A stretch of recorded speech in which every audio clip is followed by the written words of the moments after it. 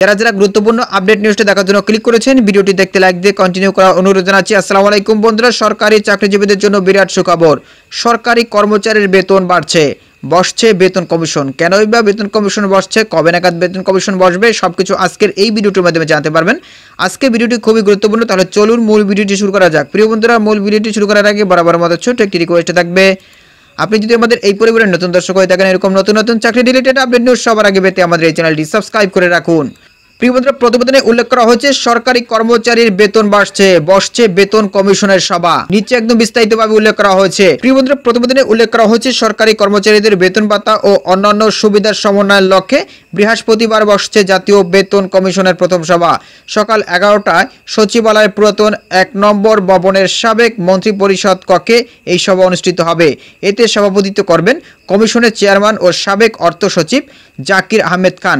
Already কিন্তু বেতন কমিশনের প্রথম সভা অনুষ্ঠিত হয়ে গেছে। গত 27 জুলাই মূল্যস্ফীতি ও জীবনযাত্রার ব্যয় বিবেচনায় সরকার 23 সদস্যের জাতীয় বেতন কমিশন 2025 গঠন করে। কমিশনের দায়িত্ব হল সরকারি, আধা সরকারি, স্বায়ত্তশাসিত রাষ্ট্রায়ত্ত ব্যাংক ও আর্থিক প্রতিষ্ঠান, সরকারি মঞ্জুরিপ্রাপ্ত বিশ্ববিদ্যালয় এবং রাষ্ট্রায়ত্ত শিল্প প্রতিষ্ঠানের কর্মকর্তা কর্মচারীদের বেতন ভাতা পুনর্বিবেচনা করে সুপারিশ তৈরি করা।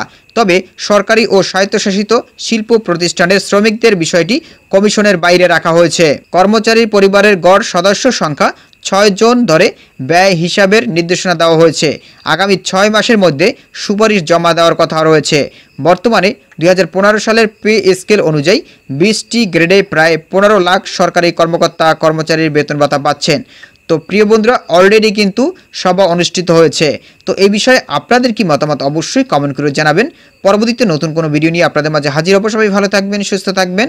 আমাদের ইউটিউব চ্যানেলটি সাবস্ক্রাইব করে আমাদের চ্যানেলের সাথে থাকবেন। ধন্যবাদ সবাইকে।